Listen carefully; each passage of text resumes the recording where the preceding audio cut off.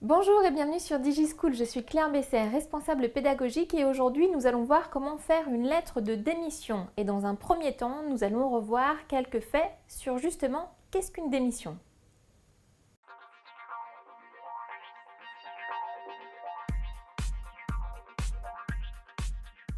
Pour commencer, nous allons répondre à deux questions et ces deux questions sont quand et pourquoi. Quand entamer une procédure de démission? On va commencer ce processus quand on veut quitter son entreprise, mais de sa propre initiative, c'est-à-dire que je décide moi-même de quitter l'entreprise. Pourquoi? C'est une procédure qui est obligatoire. Je ne peux pas décider du jour au lendemain de ne plus revenir au travail. Il faut absolument respecter une procédure qui est légale et qui est obligatoire. Un petit rappel, justement, on vient de le dire, une démission, c'est une décision volontaire, c'est important, d'un salarié qui souhaite une rupture du contrat qui le lie à son employeur. Ce qui est important de noter ici, c'est la décision volontaire. Si la décision ne vient pas du salarié, alors on ne peut pas parler de démission. Bien entendu, c'est une décision qui ne se prend pas à la légère, hein. Il faut y avoir réfléchi et assez longuement. Vous verrez d'ailleurs qu'il y a forcément des conséquences à la fois pour le démissionnaire, donc la personne qui démissionne, le salarié, mais également des conséquences pour l'employeur. Cela va venir affecter les deux parties. Et d'ailleurs, ce sera la loi qui va encadrer cette procédure qui est assez stricte.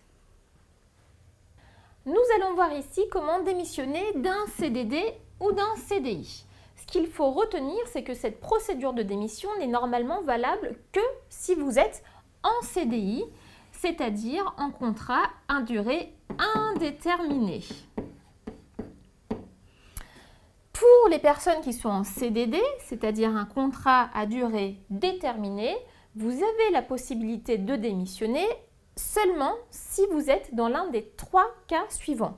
Le premier cas, vous avez trouvé un CDI dans une autre entreprise. À ce moment-là, vous pouvez donner votre démission de votre CDD pour aller vers un CDI. Le deuxième cas est le suivant, vous estimez que votre employeur a commis une faute grave à votre encontre et à ce moment-là, vous allez devoir le justifier. Troisième cas, vous évoquez un cas de force majeure. Encore une fois, ce sera à vous de venir expliquer quel est ce cas de force majeure qui vous oblige à donner votre démission d'un CDD. Dans tous les cas, il faudra toujours vous référer soit à votre contrat de travail, soit à votre convention collective. Donc normalement, votre contrat de travail, vous l'avez avec vous puisque vous l'avez signé à l'embauche. La convention collective est normalement consultable sur Internet où vous pouvez en demander une copie à votre employeur.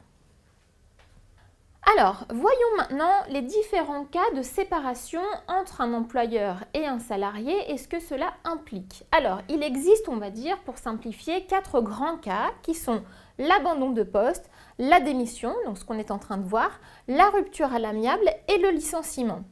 On va venir ici placer tous les termes qui s'y rapportent. Alors, tout d'abord, on va parler de qu'est-ce qui est unilatéral et qu'est-ce qui est bilatéral, qu'est-ce qui a été décidé à deux et qu'est-ce qui a été décidé à une seule personne. La démission, bien entendu, est unilatérale.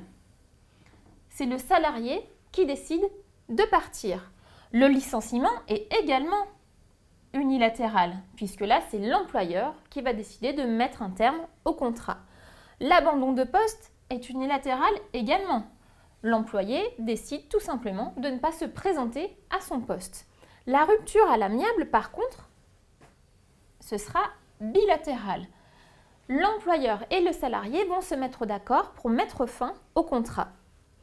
Voyons maintenant ce qui nécessite un préavis. La démission, bien entendu, va nécessiter un préavis. Vous allez donner votre démission et vous devrez respecter un certain délai avant de quitter effectivement l'entreprise. Le licenciement va nécessiter un préavis.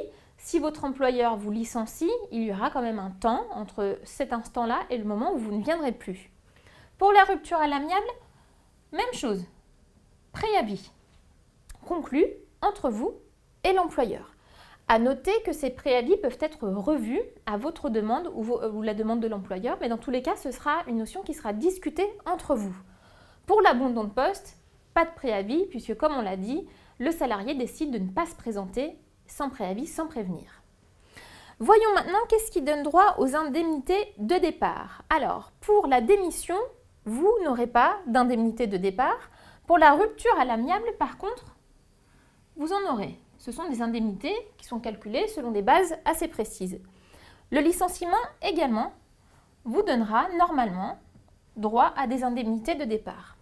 Pour les indemnités chômage, par contre, seule la rupture à l'amiable, le licenciement vous donneront ces indemnités, mais également, et ça on le sait assez peu, l'abandon de poste. Alors attention, je me permets simplement de le mettre entre parenthèses, puisque si vous faites un abandon de poste, vous ne toucherez pas immédiatement ces indemnités au chômage. Vous devrez attendre que votre employeur entame une procédure de licenciement et à l'issue de cette procédure de licenciement, vous pourrez toucher vos indemnités chômage. En général, ça prend quand même assez longtemps, entre 2 et 3 mois. Donc, si vous souhaitez avoir des indemnités de chômage, je vous conseille de ne pas partir en abandon de poste. Et voilà pour cette première vidéo sur le thème de la démission. N'hésitez pas à consulter nos autres vidéos sur cette même thématique et vous pouvez également télécharger tous nos modèles de lettres de démission et ça se passe juste ici.